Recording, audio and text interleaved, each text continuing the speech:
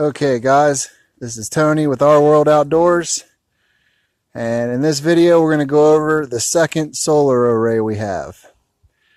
Now this is two GCL 285 watt panels. So together I think that's 570. And basically these two are on a slight incline facing west, which is not optimal. They should be facing that way, which would be south, much like the other array is. But at the time, this was the only optimal place I could put them in the middle of winter. And they're actually not that bad to climb up and brush off with a broom in the snow. So with these 570, they are hooked to the 220 side of our panel box inside, our electric panel. In my panel, I have it broke to where all the 220s are on one side and all our 110 outlets and stuff, all our 110 breakers are on the other side. So that way I can control the smaller array here goes to the 220 side, because most of our 220 things we use at night anyways, so there's not much offsetting them that can be done. Now, that array does our 110 half of our box. So all of our normal household stuff that runs and our phantom loads and stuff like the TV or the crock pot or different kitchen appliances, things that get run in the bathroom. You know, this can offset that because that's our largest usage in our house. And this one is our smaller usage. Now I'm going to be redoing some of the panels based upon our electric needs, but right now this is kind of the setup that works best. So this one runs down, and the grid tie is a 1,000 watt grid tie, one of the cheap ones. I believe they're going for about $110 right now on eBay. But it's inside our outdoor wood burner building. So we'll go down and take a look at it and see if it's producing at the moment. Alright guys, so while we're down here, if I can get it to show, you see it says received. That means we're pumping back into the grid. We are producing more power than we're using at the immediate moment. Now I don't get paid for this because I'm not using a professional grid tie and I didn't go through all the paperwork with AEP. But this just shows you that we're not using any power, that's for sure, because we're pumping it back in the grid. So we'll get out here to the wood burner building and I'll show you the grid tie at work. Alright guys, we're out in the wood burner building here, our outdoor wood burner building. And this is the grid tie setup. It's super basic.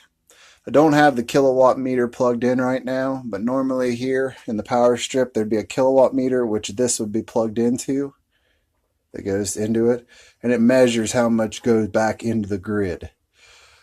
Now this unit used to be down on a shelf, so when it kicks on, it's built up some dust inside. I actually just blew it out, but it built up some dust inside, so when it does kick on, the fan is a little loud.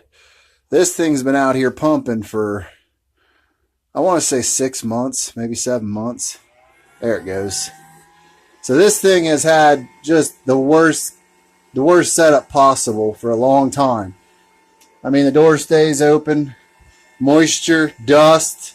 I mean, you got a wood burner, so you got ash. I mean, it's just the worst possible scenario for this thing, and it just keeps on pumping.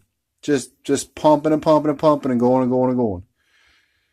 Now, I could have not put in these cheap grid ties and spent close to probably $2,000 on a real professional grid tie. But the simple fact of it is these little jobbies, as long as you don't overload them, because granted, it says it's 1,000 watt. Right there, 1,000 watt. You can't put 1,000 watt into that grid tie. Granted, your panels will never probably make the maximum amount they're rated at. With these, you want to stay about 50% or 60%. So the maximum my panels, those two panels out front, can produce on their testing was 570 watts. So I am under 60%. So that's why it never really gets super hot. That's why I never have any failure issues with it, because I'm keeping it under that level. Now, if you were going to build some insane giant system, then I'd say, yeah, go buy a big professional one, because you'd have like 10 or 15 of these, and it's just not worth it. But currently it's producing well. The only thing on my 220 side of my electric panel is this plug right here. And that plug runs the 110 blower fans in my Daka wood burning furnace.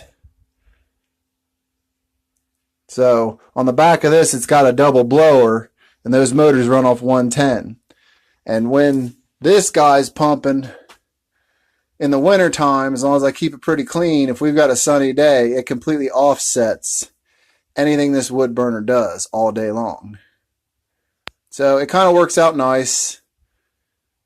It's not a real fancy setup, but it does work.